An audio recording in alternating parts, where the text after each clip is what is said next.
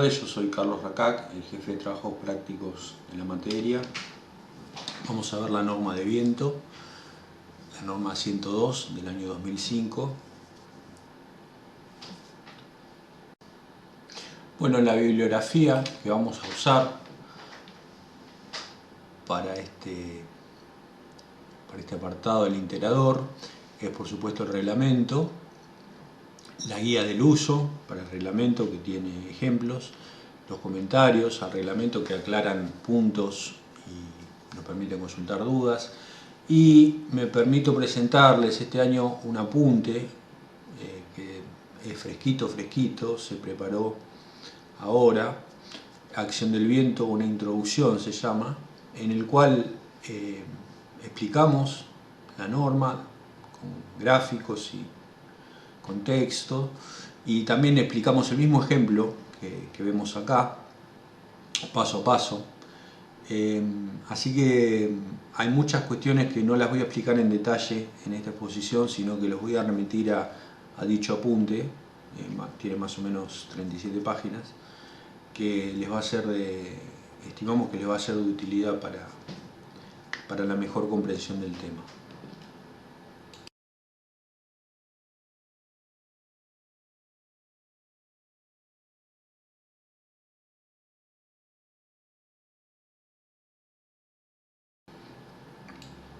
Bueno, vamos a ver el método analítico en esta explicación. Hay otros métodos en la misma norma, un método simplificado que sirve para algunas estructuras muy sencillas, el método analítico que está explicado en dos vertientes, para edificios menores de 20 metros y para todas las alturas. Nosotros vamos a explicarlo para todas las alturas, el caso más general, que es la figura 3, que también nos permite aplicarlo a edificios en altura y a todo tipo de estructuras sin limitaciones. El procedimiento de túnel de viento, por último, se utiliza para estructuras muy particulares, por su forma o también por su importancia. Es un método experimental.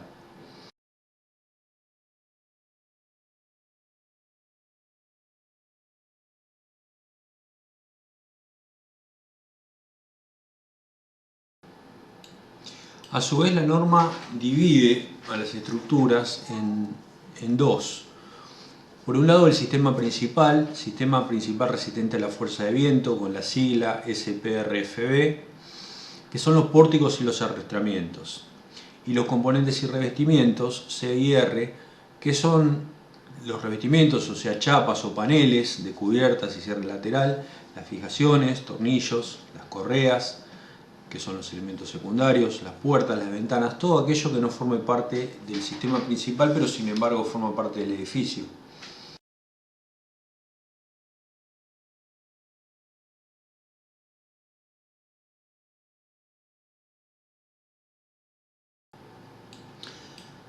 Como ya dijimos, vamos a usar el método analítico y lo vamos a usar según el punto 1, que es edificio de todas las alturas, es decir, la figura 3.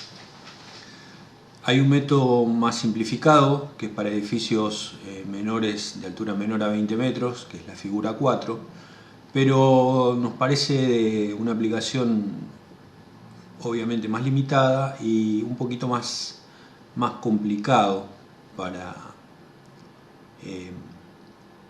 generar la carga de viento. Así que vamos a utilizar el 1.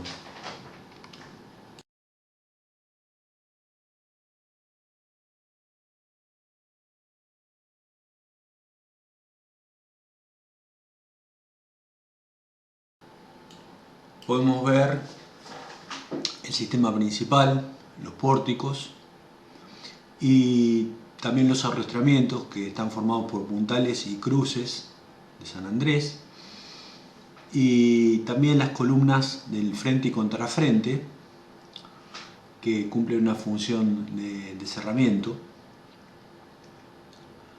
Esto es lo que sería el sistema principal y coincide con el sistema principal de nuestra nave que estamos tomando como ejemplo.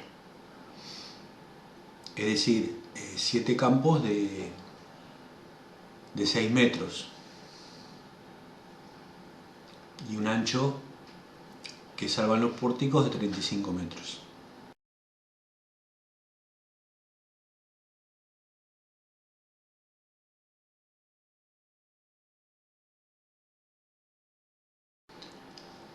Bueno, y si sacamos los pórticos, nos queda la cáscara, nos queda los componentes y revestimientos, que en este caso lo que vamos a calcular son las correas de cubierta, que están en un plano horizontal, y las 4 caras de las correas de cierre lateral.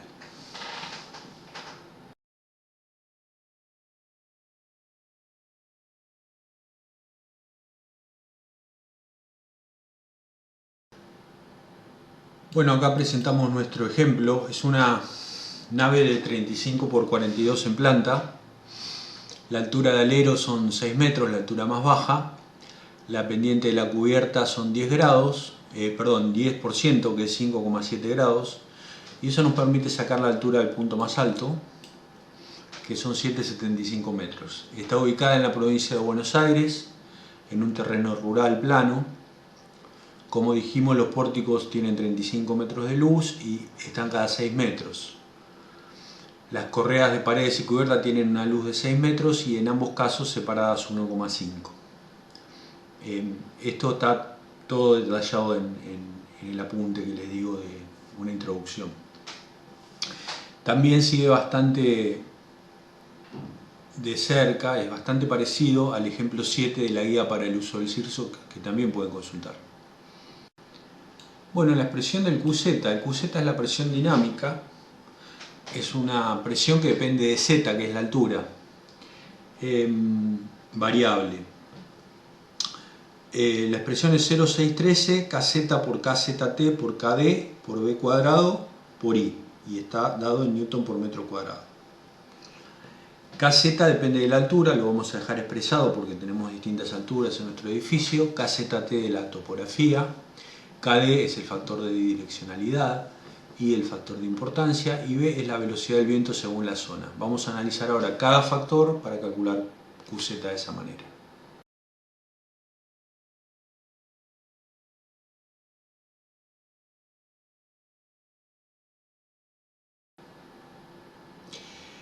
El factor topográfico KZT tiene en cuenta si nuestra estructura se halla sobre un acantilado o escarpa o sobre una loma, que están representadas ahí.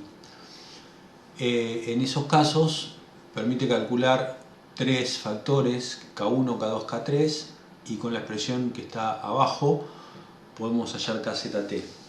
Esos factores dependen de H sobre L, que es la altura del accidente, y la longitud en la cual se desarrolla. Se calcula con la figura 2 y en nuestro caso consideramos que no hay efectos topográficos. Así que el KZT vale 1 para nuestro caso.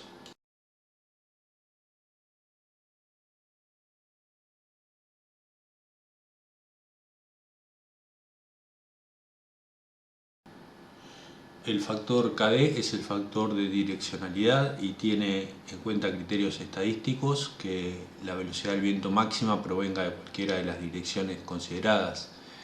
No vamos a hacer un análisis muy detallado, solamente ver esta tabla que tiene en cuenta el tipo de estructura. En general para nuestro caso va a valer 0,85 como para muchos otros casos.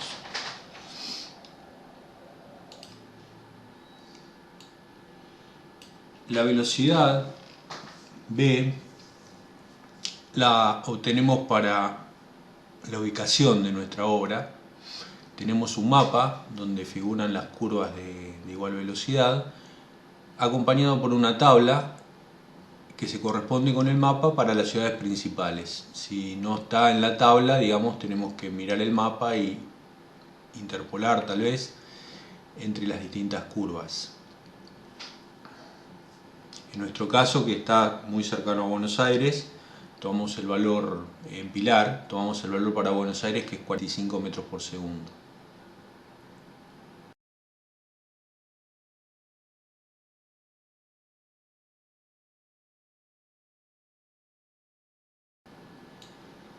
El factor de importancia varía desde 0,87 hasta 1,15 dependiendo de la categoría del edificio. La categoría, como su nombre un poco lo indica, tiene que ver con el capital invertido en el edificio y el riesgo para la seguridad nacional y para las vidas humanas. Entonces, para saber cuánto vale I, tenemos que ver primero un poco el tema de la categoría, de que va de 1 a 4.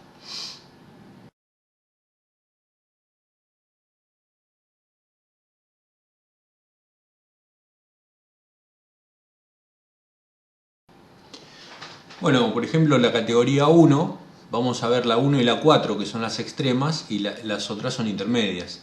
La 1 es la más básica, son edificios y otras estructuras que representan un bajo riesgo para la vida humana en caso de falla.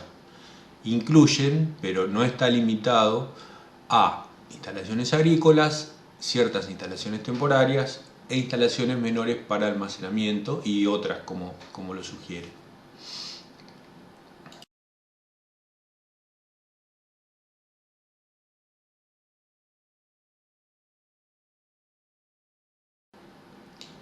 En el otro extremo tenemos edificios y otras estructuras diseñadas como instalaciones esenciales, hospitales, cuarteles de bomberos, refugios diseñados contra sismos, huracanes y otras emergencias, centros de comunicaciones, estaciones de energía, etc.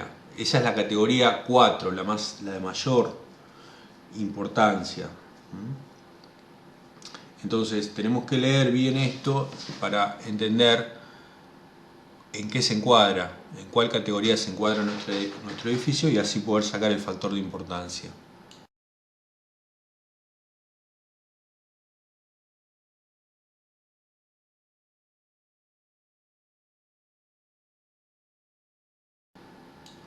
En nuestro caso en particular, por ser un edificio industrial, vamos a suponer que no se concentrarán 300 personas en un área, que es el criterio que divide la categoría, uno de los criterios que divide la 2 de la 3.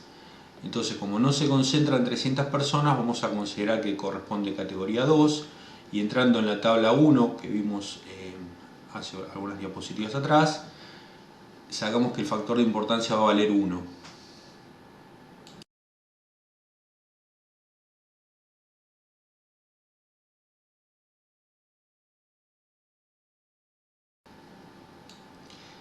Ahora que ya tenemos todos los factores calculados, podemos reemplazarlos en la fórmula del QZ y hallar una expresión en la cual vamos a dejar expresado KZ, porque KZ depende de la altura, y como en nuestro edificio y en cualquier edificio en general tenemos distintas alturas, va a quedar expresado y vamos a hallar distintos valores de QZ para cada altura. Entonces, reemplazando los valores, KZT1, KD 0,85, factor de importancia 1, B 45 metros por segundo que va al cuadrado, KZ queda expresado, entonces nos queda que QZ es 1055 Newton por metro cuadrado.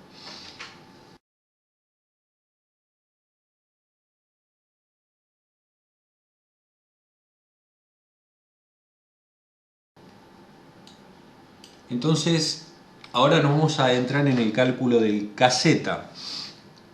Pero el KZ depende de la exposición, porque no es lo mismo 5 metros de altura en el centro de una ciudad que 5 metros de altura en un terreno descampado o a orillas del mar.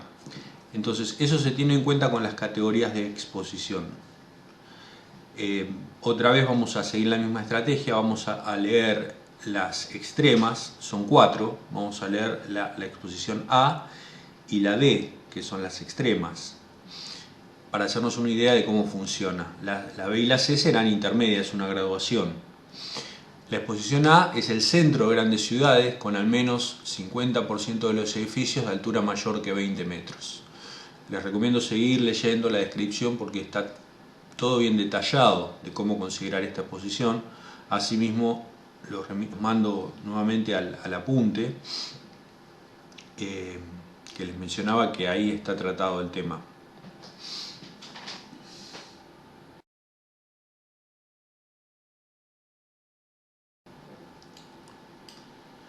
Y como decíamos, el otro extremo, recordamos la exposición A, centro de las grandes ciudades. Y fíjese, exposición D, áreas costeras planas, a orillas del mar sería esto, sin obstrucciones, expuestas al viento soplando desde aguas abiertas en una distancia de al menos 1600 metros.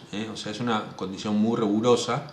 Obviamente el KZ va a ser mucho mayor para la misma altura para la exposición D que para la A. Les recomiendo leer todas las exposiciones para hacerse una idea. Asimismo, en los comentarios hay fotos que ejemplifican cada tipo de exposición. En nuestro caso es un emplazamiento rural, en un terreno abierto. No es tan duro como la exposición D, pero es exposición C, terrenos abiertos con instrucciones dispersas.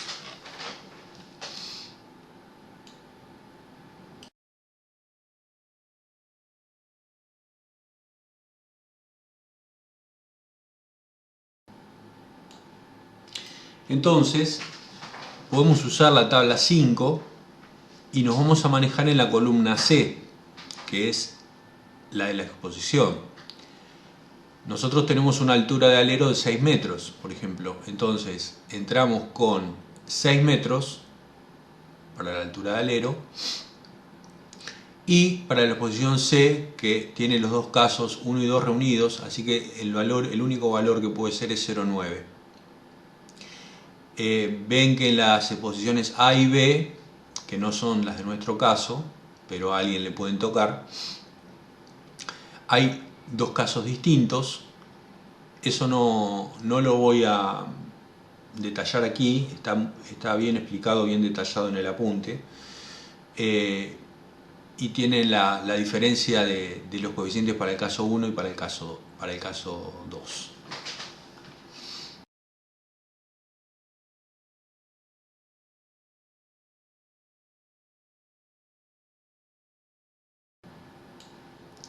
Entonces, así como determinamos para la altura del alero, para los 6 metros, vamos a determinar el KZ para otras alturas que son importantes. La altura de 5 metros es importante porque es donde la tabla cambia. Entonces tenemos un valor de 0 a 5 y otro para alturas mayores de 5. Entonces, entrando en la tabla, como lo vimos, sacamos que para 5 metros es 0,87, lo reemplazamos en la fórmula de QZ y hallamos QZ 918. Ya es un valor Newton por metro cuadrado, una presión. Para 6 metros ya lo calculamos con KZ 0,9, 950 el QZ. Y después determinamos para la altura media el valor H, que dijimos que era una constante para nuestro edificio, es la altura media de la cubierta, el promedio entre la altura de alero y la altura de cumbrera, 6,87.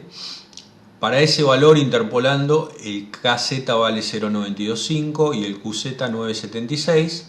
Y para la altura máxima, que es la altura de cumbrera, 775 metros, el KZ vale 0,95 y el QZ nos da 1002, reemplazando ese valor.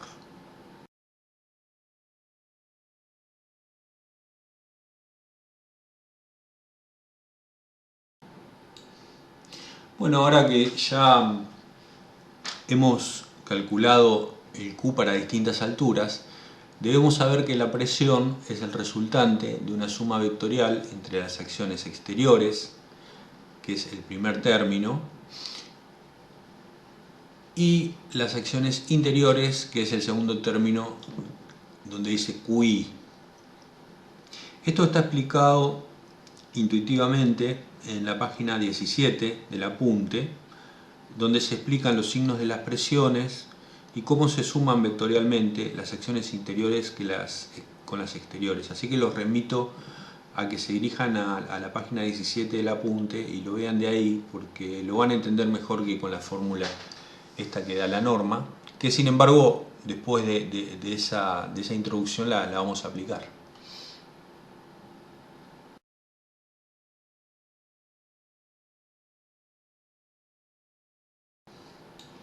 Entonces, basándonos en la figura 3, vamos a calcular los coeficientes de presión externa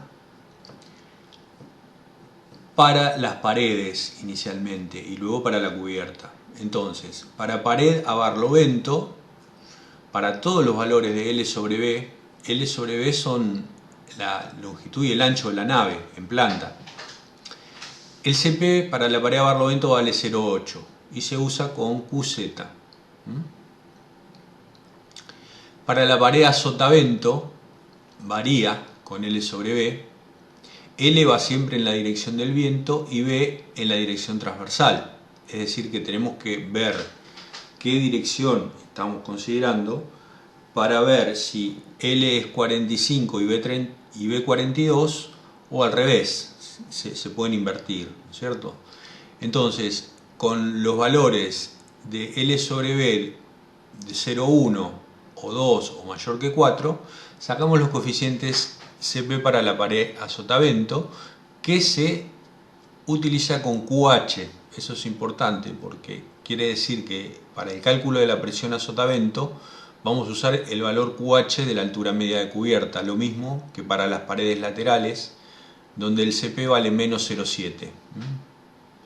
Respecto de los signos, lo mismo, ver la página 17 del apunte, que ahí está explicado. Entonces, en la tablita azul de abajo hallamos los valores para nuestro edificio, para barlovento, para sotavento y para las laterales, y indicamos con qué valor de Q lo tenemos que usar.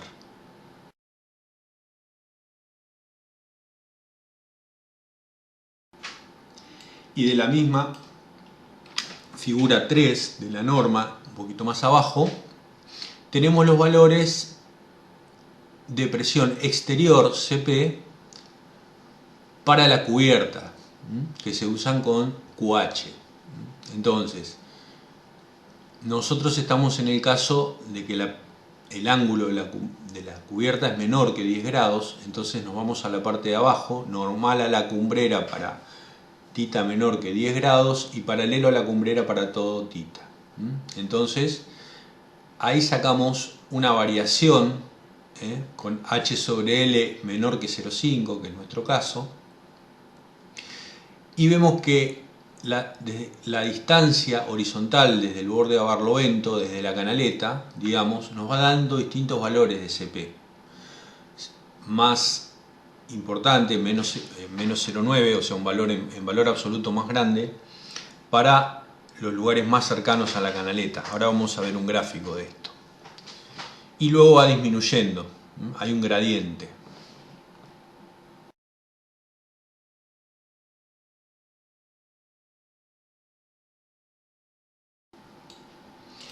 Bueno, los valores de presión internos, GCPI, se anota todo junto, dependen de las aberturas que tenga nuestra nave. En el glosario y en el apunte está bien analizado cuando una nave es cerrada, se considera cerrada, cuando abierta y cuando parcialmente abierta.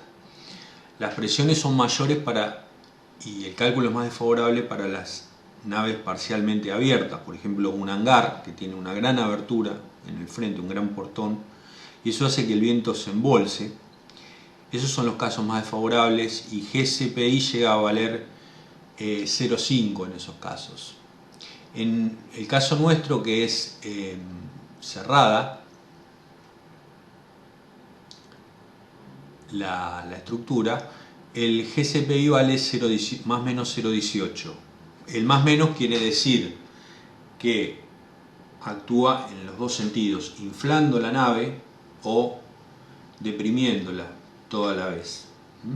Eso también, ver la hoja 17 del apunte, donde está analizado cómo son estas acciones interiores y cómo se combinan con las exteriores.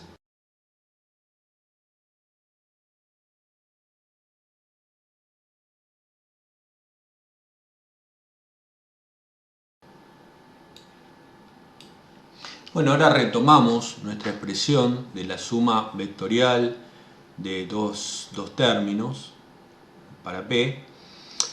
Reemplazamos los valores que son fijos, que ya hemos determinado, que son G, QI, que es QH, es un valor, y GCPI, que es más o menos 0,18, ya que la nave es cerrada. Entonces llegamos a la expresión como está formulado en el último renglón. Y luego podemos hacer nuestro cuadro para una situación normal a la cumbrera, el viento soplando normal a la cumbrera, para la pared a barlovento, sotavento y laterales, y para la cubierta.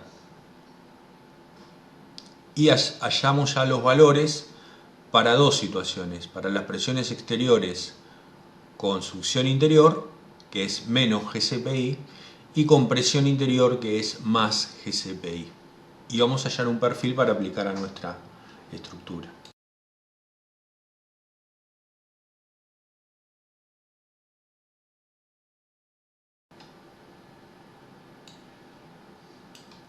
De la misma manera podemos calcular las presiones con el viento paralelo a la cumbrera. Recordar que en este caso L y B se invierten. Obtenemos los valores para sumando presión interior y sumando succión interior. Lo mismo, recomiendo ver el apunte donde todo esto para el mismo ejemplo está más detallado.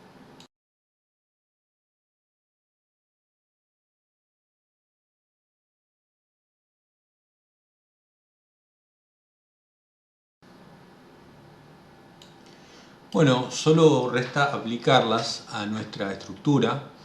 En rojo pusimos recuadrado el estado de viento B1, que es con presión interior, y los valores que tenemos en las tablas son en newton por metro cuadrado.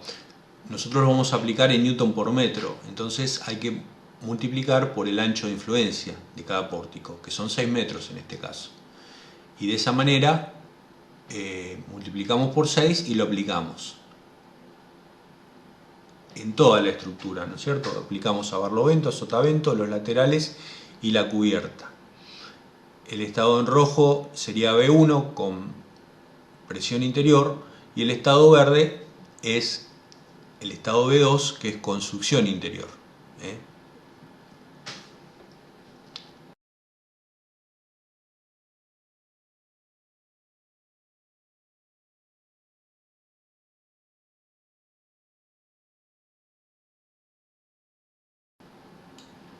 Acá pueden ver para un pórtico individual cómo está la variación en la cumbrera, en la cubierta, perdón, debido al perfil de los CP. Asimismo ven la cara a barlovento a la izquierda y a sotavento a la derecha para el estado B1. Recuerden que estos valores se obtienen de multiplicar las presiones por el ancho de influencia. En nuestro caso es 6, bueno, en distintos casos puede ser el mismo para todos los pórticos, o puede haber pórticos que estén más separados que otros, que sea una distribución irregular. Y obviamente para los de los frentes siempre es menor, porque tienen la mitad de área de influencia.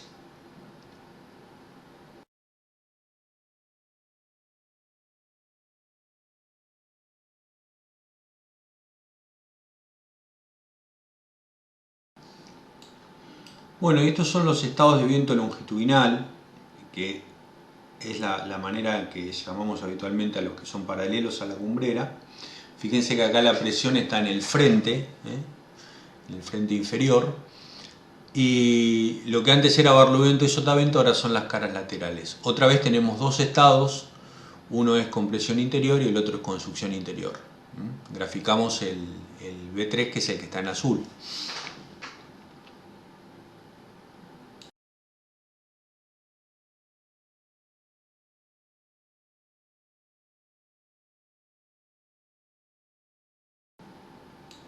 Para este estado, si nosotros hacemos el corte por un pórtico, el valor en la cumbrera va a ser constante, o sea, va a ir variando de pórtico a pórtico, pero si lo consideramos para un pórtico, en la cumbrera va a ser constante. Eso, bueno, está bien detallado en el apunte, en la página 25, que hay un corte longitudinal y se puede ver cómo se calcula para los pórticos que por ahí tienen una presión distinta, porque el perfil de presiones del viento no necesariamente coincide con la separación que le vamos dando a los pórticos. Así que les recomiendo ver el apunte paso a paso y en especial para entender esto la página 25.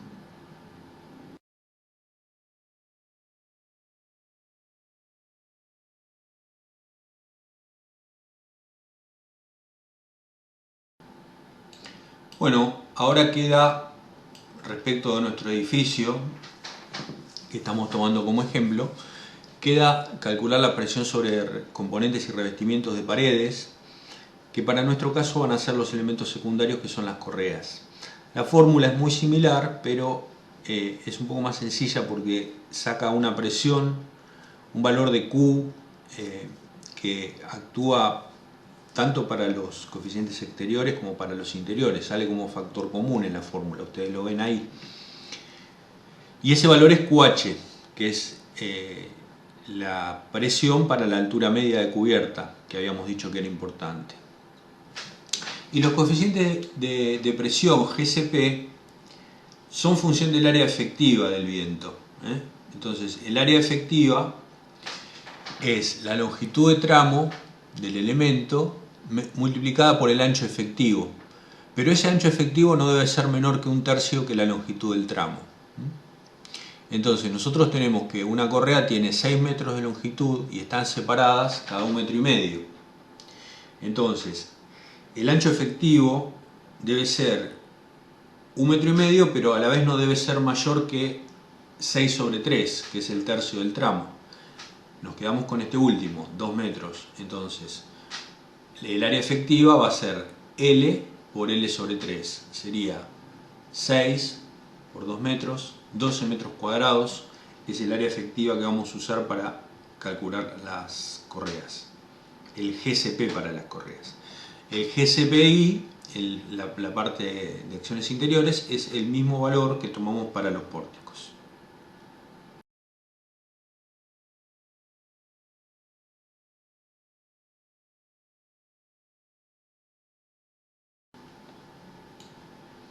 Bueno, y acá está el gráfico, está el gráfico de correas de pared. Fíjense que hay una zona 4, que es la zona promedio, y hay una zona 5, que es en las esquinas, donde se forman vórtices y la presión es mayor, presión o succión. Entonces, la figura 5A está ampliada en el gráfico de la izquierda. Entramos con el valor de 12, que sacamos para la correa, y obtenemos las curvas 4 y 5 que van juntas. La parte de abajo es presión, fíjese que hay valores positivos de GCP, y en la parte de arriba están separadas porque es succión. Hay dos valores distintos, uno para la zona 4 y otro para la zona 5. Estas rectas tienen expresiones matemáticas que están en la guía para el uso de la norma, en la página 26 y siguientes, que nos permiten utilizarlas en una planilla de cálculo, en vez de tener estos gráficos, que es equivalente.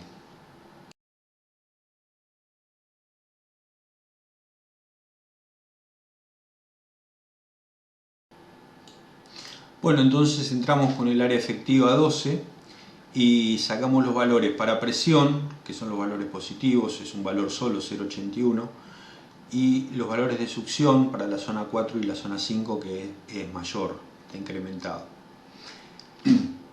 Estos valores son los del gráfico reducidos en un 10%, porque si se fijan en la leyenda de las notas de la parte de abajo del gráfico, si la pendiente de la cubierta es menor que 10 grados, se hace una reducción para los coeficientes de paredes del 10%.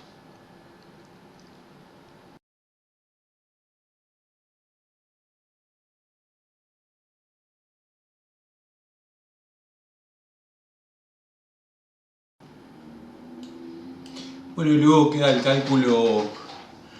cálculo de A, que tiene que ser 10% de la menor dimensión horizontal, o 0,4 de H, la que sea menor de las dos, pero no menor que 4% de la menor dimensión horizontal o 1 metro. Entonces ahí aplicamos todo eso y llegamos a que A, la zona de la sobrepresión para la zona 5, vale 2,4 metros.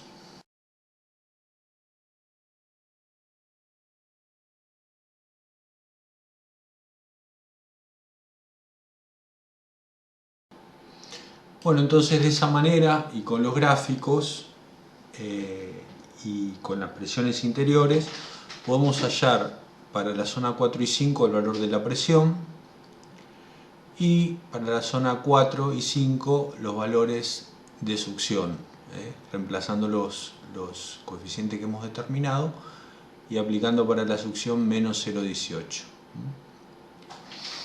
Acá en este caso se ve que es mayor la succión, casi siempre es así, y se diseña los componentes de paredes con ese valor de la succión.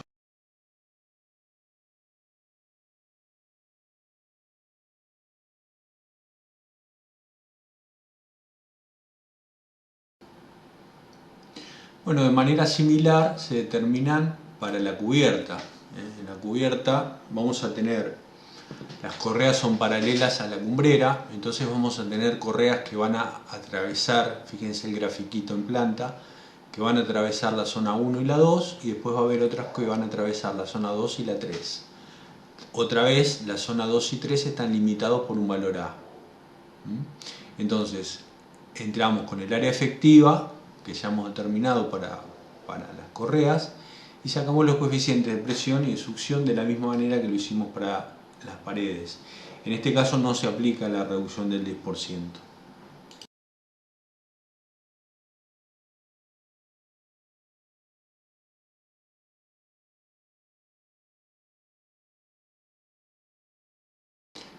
Bueno, estas son las notas que están en la parte de abajo del gráfico, son muy parecidas a las de los componentes de paredes. Está ampliado acá para que se acostumbren a darles la importancia que tiene.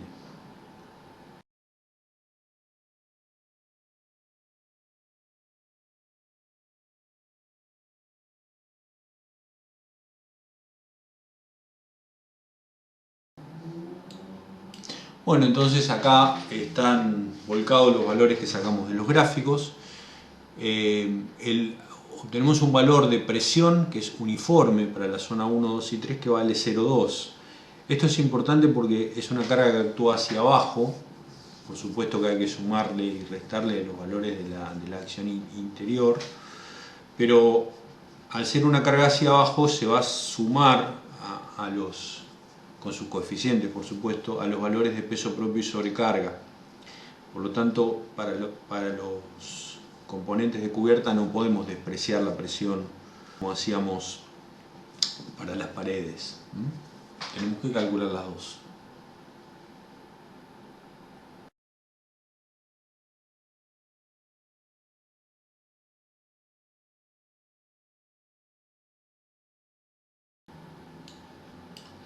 Bueno, vamos a ver el viento sobre otras estructuras, como pueden ser carteles, torres, chimeneas. La fórmula general de la fuerza es QZ, la presión dinámica, que se determina de la misma manera, por el factor de efecto de ráfaga, por un coeficiente de forma, que depende de cada estructura, por el área expuesta al viento. El área puede estar o no de acuerdo a lo que querramos calcular. Si nosotros queremos calcular la base o queremos calcular el momento en la base, con tener la fuerza y tener el brazo nos va a ser suficiente. Entonces utilizamos la fórmula como está escrita. Ahora, si nosotros queremos calcular, por ejemplo, el emparrillado de un cartel o la estructura de una torre o de una chimenea sometida a las cargas, es decir, las acciones internas, ahí vamos a necesitar las presiones, entonces no multiplicamos por el área. Esto también está explicado en el apunte.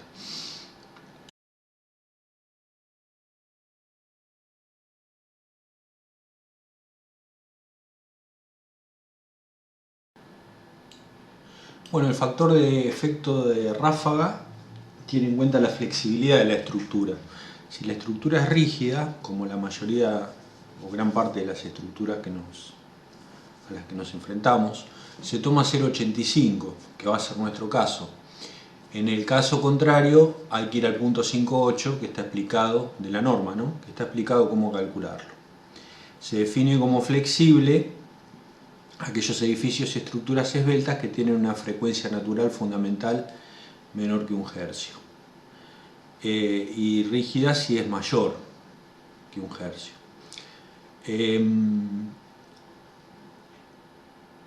Ahí, de los comentarios de la norma, yo extraje un párrafo en que está explicado cuáles son las estructuras flexibles y subrayé que si los edificios u otras estructuras presentaran una altura que excede 4 veces la menor dimensión horizontal, o cuando hay razones para pensar que es flexible, se debe investigar su frecuencia natural. Eso sería una guía, pero para nuestro caso y la generalidad vale G0,85.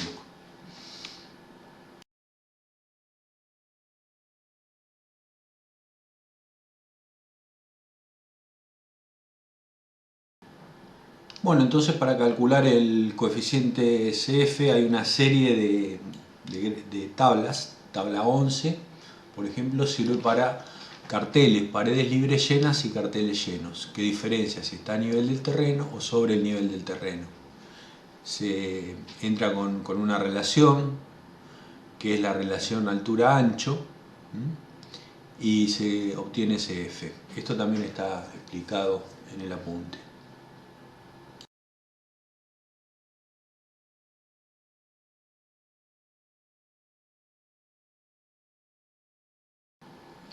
Bueno, la tabla 12 es para estructuras abiertas, para carteles abiertos y estructuras reticuladas. Se entra a la tabla con una relación epsilon, que es la relación del área sólida al área total, que es la que incluye los huecos, y diferencian elementos de caras planas o elementos circulares, donde D para elementos circulares es el diámetro de un elemento redondo típico y QZ es la presión dinámica, como sabemos. Entonces con epsilon y el tipo de elemento hallamos el valor de CF.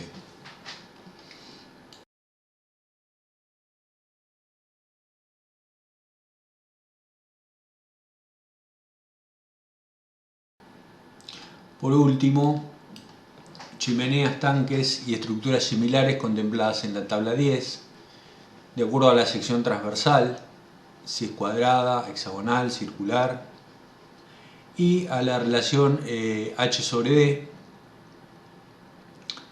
D es el diámetro de la sección transversal circular y H es la altura de la estructura. Recomiendo leer las notas para poder aplicar la tabla, como todas las notas de todas las tablas.